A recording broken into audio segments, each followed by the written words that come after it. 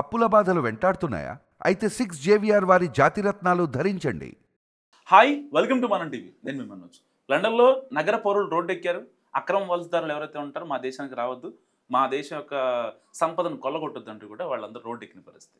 So మరి వీళ్ళందరూ మొన్నటిదాకా ఆస్ట్రేలియాలో చేశారు, ఇప్పుడు లండన్లో చేస్తున్నారు. కేవలం ఇండియన్స్ గో బ్యాక్ అనే ఒక నినాదంతోనే చేస్తున్నారా, మరి ఇంకేమన్నా కారణాలు ఉన్నాయా? మాట్లాడదాం. మనతో పాటు ప్రముఖ పొలిటికల్ అనలిస్ట్, సీనియర్ జర్నలిస్ట్ కట్టకర్తి గారు. నమస్కారం. నమస్కారం.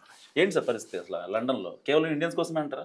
అంటే మన మీడియాకి వాస్తవాలు చెప్పడం కంటే కూడా వ్యూవర్షిప్ చాలా ముఖ్యం కాబట్టి అన్ని ఇండియాకే లింక్ పెట్టి మాట్లాడే ప్రయత్నం చేస్తున్నారు. నిజానికి ఆస్ట్రేలియాలో జరిగిన మూమెంట్ వేరు, బ్రిటన్లో జరిగిన మూమెంట్ వేరు. ఆస్ట్రేలియాలో జరిగిన మూమెంట్ భారతీయుల టార్గెట్గానే నడిచింది. వాళ్ళ స్లోగన్ కూడా గో బ్యాక్ ఇన్ ఇండియన్స్, అంటే మీ ఇండియన్స్ ఇక్కడ నుంచి వెళ్ళిపోవాలి అని చెప్పేసి స్లోగన్తోనే ఆస్ట్రేలియాలో మూవ్మెంట్ జరిగింది. దాదాపు 20 నగరాల్లో 20,000 మంది ఆ ప్రదర్శనలో పాల్గొన్నారు. ఆస్ట్రేలియన్ పార్లమెంట్ ముందు కూడా వాళ్ళు ఆందోళన చేశారు. భారతీయుల వల్ల వాళ్ళకి ఆరోగ్య భద్రత లేదని, తర్వాత వాళ్ళ ఉద్యోగ భద్రత కూడా కోల్పోతున్నామని చెప్పేసి వాళ్ళ ఆందోళన వ్యక్తం చేసిన మాట వాస్తవం. దానికి ఉన్నటువంటి కారణాన్ని మనం గతంలో వివరించి చెప్పేటువంటి ప్రయత్నం చేసాం. సరే, అది ఆస్ట్రేలియా మూమెంట్. సరే, యూరోప్లో జరిగిన మూమెంట్ ఏంటి? బ్రిటన్లో లండన్ నగరంలో, బ్రిటన్ రాజధాని అది, దాదాపు 150,000 మంది నిరసనకారులు పాల్గొని ఆందోళన చేశారు. అయితే అక్కడ ఓన్లీ భారతీయుల టార్గెట్గా ఏం ఆందోళన నడవలే. ఆందోళనకి నాయకత్వం వహించినటువంటి వ్యక్తి టాబీ రాబిన్సన్. అతను గతం నుంచి ఇలాంటి మూమెంట్స్ నడిపిన వ్యక్తే. ఆల్రెడీ అతను జైలుకు కూడా పోయిన వ్యక్తి, అరెస్ట్ అయ్యి అనేక మార్లు. ఆ వ్యక్తే ఈ ఉద్యమాన్ని లీడ్ చేశాడు. నిన్న జరిగినటువంటి ర్యాలీని లీడ్ చేశాడు. అతను యాంటీ ఇస్లామిక్ వాది, అలానే వలసల వ్యతిరేకి. ప్రధానంగా అతని టార్గెట్ ముస్లిమ్స్ బ్రిటన్ నగరంలో ఉండొద్దు, బ్రిటన్ దేశంలో ఉండొద్దు, వాళ్ళంతా వాళ్ళ దేశాన్ని ఇడిచి వెళ్ళిపోవాలని. అదే క్రమంలో అసలు వలసలే రావద్దు, ఏ దేశం వాడు బ్రిటన్లో ఉండడానికి అవకాశం ఇవ్వద్దు. అక్రమ వలసలు పెరిగిపోతున్నాయి, విదేశస్తులు బ్రిటన్లో పెరిగిపోతున్నారు, వాళ్ళ సాంప్రదాయాలు మన మీద రుద్దుతున్నారు. అంటే ఇంకోటి ఏంటంటే ఇక్కడ రేసిజం ఉంది. రేసిజం అంటే తెల్ల జాతీయులు వాళ్ళు అంటే మేము పెద్ద అనుకుంటారు, నల్ల జాతీయులు అంటే తక్కువ చులకన అనుకుంటారు. సో కార్తీక్ గారు, మీరు అన్న ఒక మాట, ఇక్కడ ఏదైతే బ్రిటన్ ప్రభుత్వం విదేశీయుల్ని ఆకర్షించుకోవడం కోసం కొన్ని వీసా సడలింపులు చేసి వాళ్లే ఆకర్షిస్తున్నారు కదా, మళ్ళీ ఇప్పుడు ఇలాంటి ఉద్యమం చేయడం కారణం? ఎస్, నేను ఆ మూమెంట్ ఆ పాయింట్కి వస్తే యాక్చువల్గా భారతీయులు ఎక్కువ శ్రమ పడతారు. ఇప్పుడు యూకే వాళ్ళకంటే, అమెరికన్స్ కంటే, ఆస్ట్రేలియన్ లోకల్ వాళ్ళకంటే, అంటే ఇంకా చెప్పాలంటే తెల్ల జాతీయుల కంటే నల్ల జాతీయులు శ్రమలు ఎక్కువ చేయగలుగుతారు, తక్కువ వేతనానికి ఎక్కువ పని చేయగలుగుతారు. కాబట్టి దానివల్ల అందులో భారతీయులు కొద్దిగా టెక్నాలజీ ఎక్కువ. మన స్టాండర్డ్స్, ఎడ్యుకేషన్ స్టాండర్డ్స్ చాలా గొప్పవి. ఆ ఎడ్యుకేషన్ స్టాండర్డ్స్ ఇవాళంతా ఐటీ కదా, ప్రొఫెషన్ అంతా ఐటీ కదా. సో ఐటీ రంగంలో ప్రధానంగా భారతీయులను ఉపయోగించుకోవడం కోసం బహుళజాతీయ కంపెనీలు, లేదా అమెరికన్ బేస్డ్ కంపెనీలు కావచ్చు, లేదా ఇతర దేశాల యూకే బేస్డ్ కంపెనీలు కావచ్చు, మనం ప్రధానంగా ఆకర్షించాయి. ఇప్పుడు యూకే వరకే మాట్లాడుకుందాం, బ్రిటన్ వరకే మాట్లాడుకుందాం. బ్రిటన్ యూత్ మొబిలైజేషన్ వీసాస్, ఈ మధ్య యూత్ బాగా తెలుసు, సంవత్సరానికి 2 సార్లు యూత్ మొబిలైజేషన్ వీసాస్. మాకాడ యూత్ సరిగా లేరు కాబట్టి ఇతర దేశాల యూత్ మాకు కావాలి అని చెప్పేసి ప్రత్యేకించి భారతీయుల కోసం యూత్ మొబిలైజేషన్ వీసాలు వేసి భారతీయులను తెచ్చుకున్నారు వాళ్ళ దేశానికి. మామూలుగా మనం వీసాలు అంటే ఏమనుకుంటాం, వర్క్ పర్మిట్ వీసాలు. ఇక అక్కడ ఉద్యోగం వచ్చి పర్మిషన్ తోటి అక్కడికి వెళ్ళటం, అదొక రకమైన వీసా. తర్వాత స్టూడెంట్ వీసా, చదువుకోవడానికి వెళ్ళటం, ఇది కదా. ఈ వీసాలు కాక తర్వాత ఇవి కాక డిపెండెంట్ వీసాలు ఇవన్నీ ఉంటాయి. అంటే ఆల్రెడీ పోయిన వాళ్ళు భర్త పోతే భార్యని, భార్య పోతే భర్తని డిపెండెంట్ కోసం తీసుకెళ్ళవచ్చు. ఇదంతా ఒక రకం. కానీ యూత్ మొబిలైజేషన్ వీసా అనేది యూకే సరికొత్తగా వేసిన వీసా. మా దగ్గర యూత్ లేరు పనిచేయడానికి, రెస్టారెంట్స్లో, బార్స్లో, లేదు అమెజాన్ రకరకాల సర్వీసెస్లో పనిచేయటానికి మా దగ్గర యూత్ లేరు, యూత్ కావాలి అని వాళ్ళు భారతీయుల కోసం యూత్ మొబిలైజేషన్ వీసాలు వేశారు. సో భారతీయులు వాళ్ళు వేశారు కాబట్టి, అవకాశాలు ఇస్తున్నారు కాబట్టి, అవకాశం ఉంది కాబట్టి వెళ్ళారు. ఇప్పుడు వలసలు 2 రకాలు, ఒకటి అక్రమ వలసలు, 2 సక్రమ వలసలు. అంటే వాళ్ళంతటా వాళ్ళు వీసాలు ఇచ్చి తెప్పించుకునే వలసలు ఒక రకం, వాళ్ళ దేశమే ఒక పాలసీ మేకింగ్గా వలసలు కావాలని తెచ్చుకోవడం. 2 అక్రమ వలసలు, మనం కూడా చెప్తాం అక్రమ వలసలు వద్దు, వాళ్ళ దేశంలో ఉన్న మన వలస అక్రమ వలసదారులు ఉన్నా వాళ్ళు మన దేశం వచ్చేయాలి, అది కరెక్ట్ కాదు. అక్రమాన్ని మనం సపోర్ట్ చేయం. కానీ సక్రమంగా వలస వచ్చిన వాళ్ళని కూడా ఒకే ఘాట్ని కట్టి వాళ్ళ మీద వివక్ష చూపిస్తూ, వాళ్ళ మీద వాళ్ళకు వ్యతిరేకంగా ఆందోళన చూపిస్తూ రేసిజాన్ని చూపించడం కరెక్ట్ కాదు. అంటే మీరు తక్కువ కాబట్టి మా దగ్గర ఉండొద్దు, లేదా మా బానిసలుగా ఉండాలి, లేదా మీరు వచ్చి మా అవకాశం కొట్టేస్తున్నారు. అయ్యా బాబు, నీ దేశం పిలిచింది, అంతే కదా, పిలిస్తేనే కదా, నీ దేశం పిలిచింది, నీ ప్రభుత్వం పిలిచింది, నీ వీసాతో మేము వచ్చాం, నీ వీసాతో మేము వచ్చాం, చట్టబద్ధంగా వచ్చాం. నువ్వు వెళ్ళిపోమంటే, నువ్వు రమ్మంటే రావటానికి, వెళ్ళిపోమంటే పోవటానికి మేము పిచ్చినా ఎలమా అంటే ఎలా కనపడుతున్నాం అంటే అర్థం చేసుకోవాల్సిందంటే ఆస్ట్రేలియన్స్ అయినా యూకే వాళ్ళైనా ఇప్పుడు అమెరికా వాళ్ళైనా అర్థం చేసుకోవాల్సిందంటే ఎక్కువ మంది భారతీయులు చట్టబద్ధంగానే వచ్చారు. చట్టబద్ధంగా రాని వాళ్ళు ఉంటే మేమే చెప్తున్నాను పంపించండి. మన ప్రభుత్వం కూడా చెప్తుంది అక్రమ వరదాన్ని మేము సపోర్ట్ చేయం. ఇప్పుడు నిన్న టాబిర్ రాబిన్సన్ చెప్తా ఉన్నాడు 28,000 మంది అక్రమ వరదాలు కూడా పడవలు వేసుకొని యూకేలోకి వచ్చారని. ఓకే, వాళ్ళు ఎవరన్నా వచ్చి ఉంటే రిటర్న్ చేయండి, దాంట్లో ఏం భిన్నాభిప్రాయం లేదు. ఎవరైతే వీసా లేకుండా, ఎవరైతే పర్మిట్స్ లేకుండా, ఎవరైతే పద్ధతులు లేకుండా, చట్టబద్ధం కాకుండా మీ దేశాలకు వచ్చారో వాళ్ళందరినీ వెనక్కి నెట్టేయండి. కానీ వాళ్ళని ముందు పెట్టేసి బూచిగా చూపించేసి మొత్తం సౌత్ మా ఇండియన్స్ని ప్రధానంగా టార్గెట్ చేస్తూ వాళ్ళు ఇస్లామిక్ దాన్ని యాంటీ చేస్తున్నారు. సరే, అది వేరు. కానీ అక్రమ వలసదారులు భారతీయులు అనేటువంటి స్లోగన్స్ కూడా ఎక్కడి నుంచి వస్తున్నాయి? ఇప్పుడు వలసదారులు వద్దు అంటే ప్రధానంగా ఇంపాక్ట్ పడేది భారతీయుల మీద. ఎందుకంటే వివిధ దేశాలకి అభివృద్ధి చెందినటువంటి వివిధ దేశాలకి ఎక్కువ వలసలు పోతుంది మన భారతీయులే. ఎందుకంటే మనకాడి జనాభా ఎక్కువ, అవకాశాలు తక్కువ. మన జనాభాగా తగ్గినన్ని అవకాశాలను మన ప్రభుత్వాలు కల్పించడంలో ఫెయిల్ జరుగుతుంది. కాబట్టి మనం ఎక్కడ అవకాశాలు ఉంటే అక్కడికి ఎగిరిపోగలిగేటువంటి కెపాసిటీ మనకు ఉంది. కాబట్టి మన ఎడ్యుకేషన్ స్టాండర్డ్స్ అవి కాబట్టి మనం ఎక్కడ అవకాశాలు ఉంటే అక్కడికి వెళ్తున్నాం. రెండోది, ఎక్కడ అవకాశాలు ఉంటే అక్కడికి వెళ్ళాలని చెప్పింది మళ్ళా వెస్ట్రన్ కంట్రీసే. ఇప్పుడు ప్రపంచీకరణ ఎవరు మన నెత్తి మీద రుద్దారబ్బా? 90s ప్రపంచీకరణ అంటే ఏంటి? ప్రపంచాన్ని చిన్న కుగ్రామం చేయాలి, దాని డెఫినేషన్ అది కదా. అంటే ఎవరు ఎక్కడ అవకాశాలు ఉంటే అక్కడికి ఎగిరిపోవాలి, ఎక్కడ వ్యాపారాలు చేసుకోగలిగితే అక్కడ వ్యాపారాలు చేసుకోవాలి, ఎక్కడ ఉద్యోగాలు చేసుకోగలిగితే అక్కడ ఉద్యోగాలు చేసుకోవాలి అని ప్రపంచీకరణ, ప్రైవేటీకరణ, ప్రపంచీకరణ, సరళీకరణ అనేటువంటి ఒక విధానాలని వెస్ట్రన్ కంట్రీస్ భారతదేశం మీద రుద్దాయి. మీ అవసరం కోసం భారతీయులు పిలిచారు, మీరు డెవలప్ కావడం కోసం, మీ నాలెడ్జ్ని పెంచుకోవడం కోసం, మీ అభివృద్ధి కోసం భారతీయులు పిలిచారు. ఇవాళ మైక్రోసాఫ్ట్ సీఈఓగా సత్యనారాయణ ఉన్నారు. ఎందుకు? టాలెంట్ ఉంది కాబట్టి భారతీయుడు కాగలిగాడు.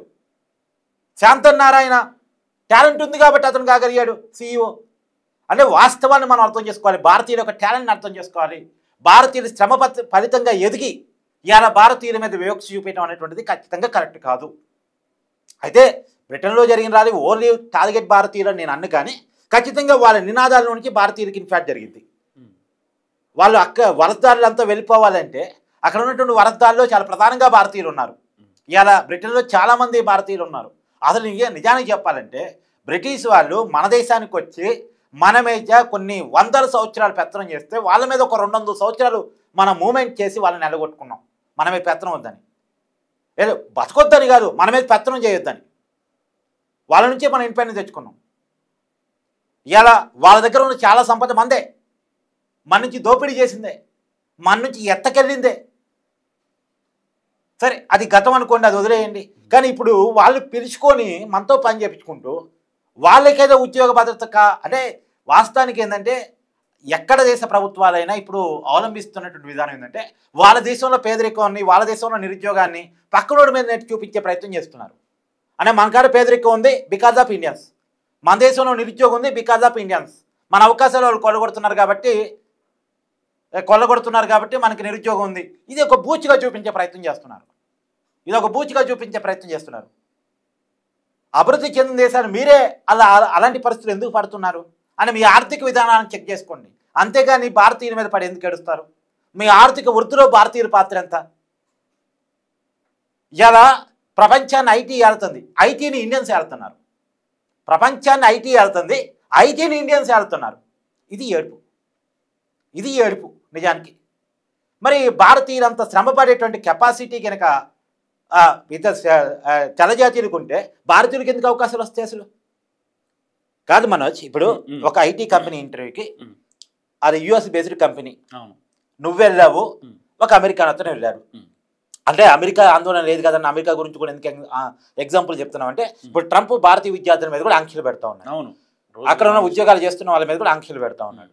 H1B వీసాల మీద కూడా ఆంక్షలు పెడతా ఉన్నాడు. కాబట్టి ఎగ్జాంపుల్ కోసం చెప్తున్నాను. ఇప్పుడు నువ్వు ఒక ఇంటర్వ్యూకి వెళ్ళావు ఐటీ ప్రొఫెషన్ కోసం, ఒక ఐటీ జాబ్ కోసం, యుఎస్ బేస్ ఐటీ కంపెనీ దగ్గరికి ఒక అమెరికా అతను ఇంటర్వ్యూకి వచ్చాడు.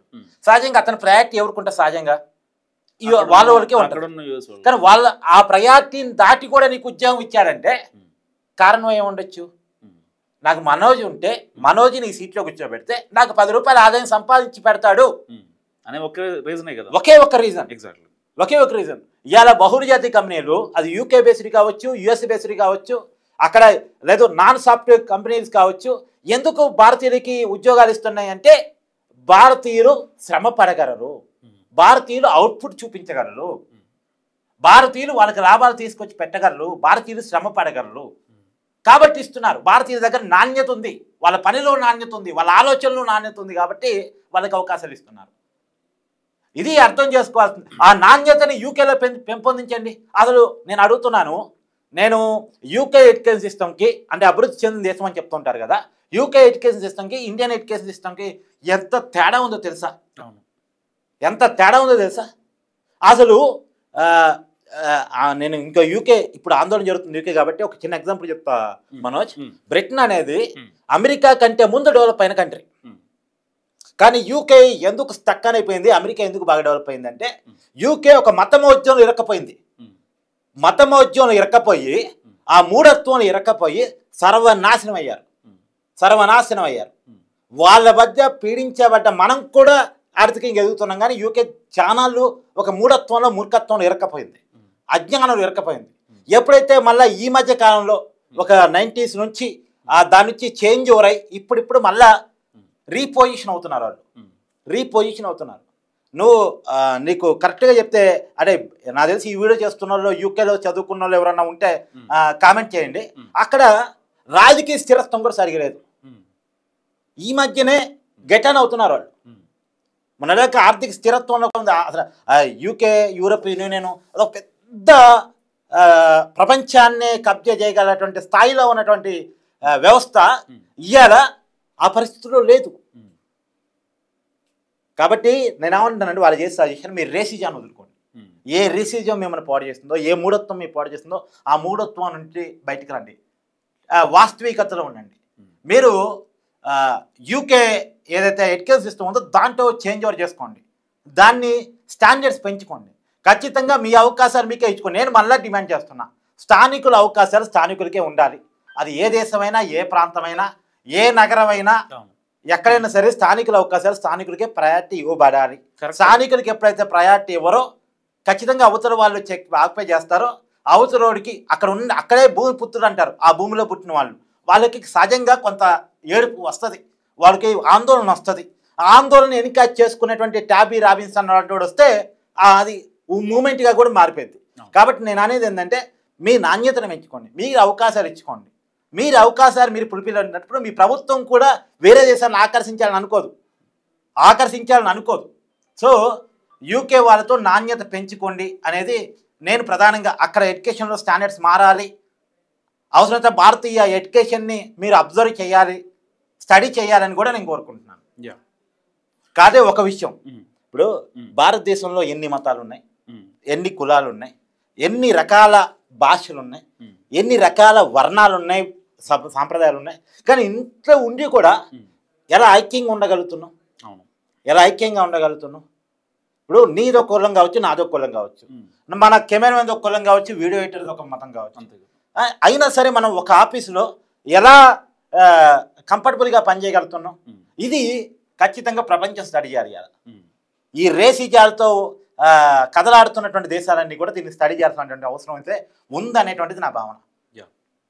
థ్యాంక్ యూ కార్తిక్ గారు. సో ఇది కార్తిక్ గారు అనాలిసిస్ చూస్తూనే ఉండండి మనం టీవీ.